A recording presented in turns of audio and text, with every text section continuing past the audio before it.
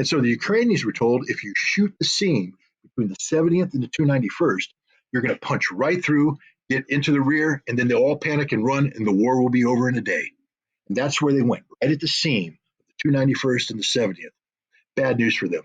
The 70th, full of guys who want to fight, full of guys who didn't retreat, full of guys who were well trained, well equipped, full of guys that coordinated. They sealed that seam. They had the artillery, they had the air power, and they slaughtered the Ukrainians going forward. And that's how it is along the entire line.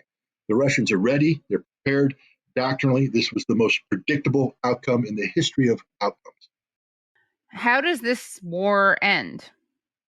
With a lot of dead Ukrainians. I mean, the sad fact of the matter is when Lindsey Graham gets out there and does his sick cackling and says, we're going to fight to the last Ukrainian, unfortunately, that's what's going to happen. They're going to fight to the last Ukrainian. Russia will not be defeated.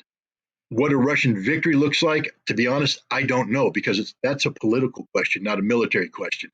I am fully confident in Russia's ability to destroy the Ukrainian military. It may take longer than expected if we keep pumping supplies into the Ukrainians, but the result will always be the same, dead Ukrainians. That's just how this thing ends tragically. But that's, frankly speaking, the design of the West. Here's the sick aspect of this. And again, you brought up Anne Applebaum, so I keep bringing her up. I don't like her, so that's full disclosure. I have no use for the woman. I despise her intellectual. I think she's a horrible human being.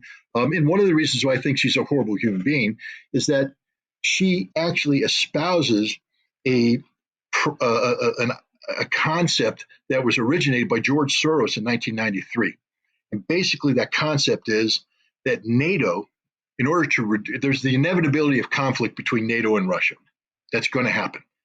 But to reduce the body bags for NATO, what you need is to create a nexus between Eastern European manpower and NATO technology so that you can engage the Russians and kill the Russians, but not bring Western body bags home, only Ukrainian body bags home. 1993 is when Soros came up with that, and Applebaum, in a recent article in the Atlantic, sort of furthered that concept. And that's exactly what's happening today. It's the nexus of Eastern European manpower, Ukrainian, with NATO technology to bring harm to the Russians, not to win.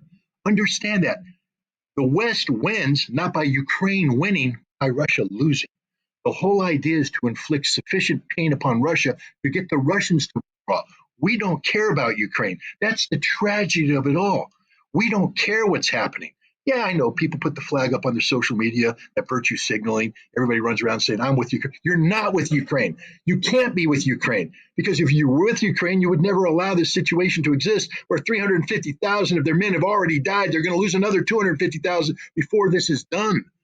20 million people are displaced, including millions of children who have lost their family, lost their fathers, have no stability. In America, we're all about stability. We are the nation of family values. God, we got to have a stable home, a stable family. The children have to raise up stable. We just denied an entire generation of Ukrainian kids that. They will forever be refugees. They will forever be orphans. They will forever be in poverty. They're doomed to a life that we don't even want to imagine. And we call ourselves their friends. We're not their friends. We're the worst enemies they have in the world. And yet we're willing to do this because we want to hurt the Russians.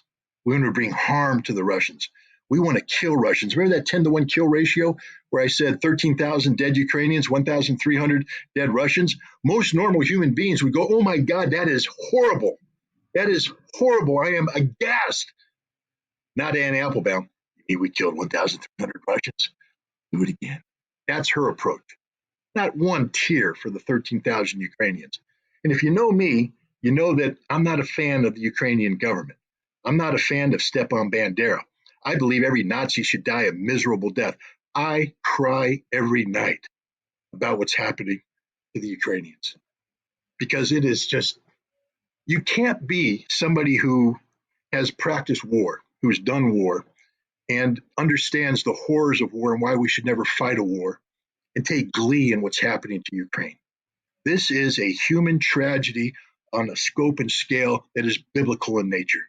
Biblical in nature. And we're doing it to people we call our friends. That's why I get so mad when I drive down the street. I want to stop at the home of everybody who puts a Ukrainian flag out there and say, what are you doing to stop this war?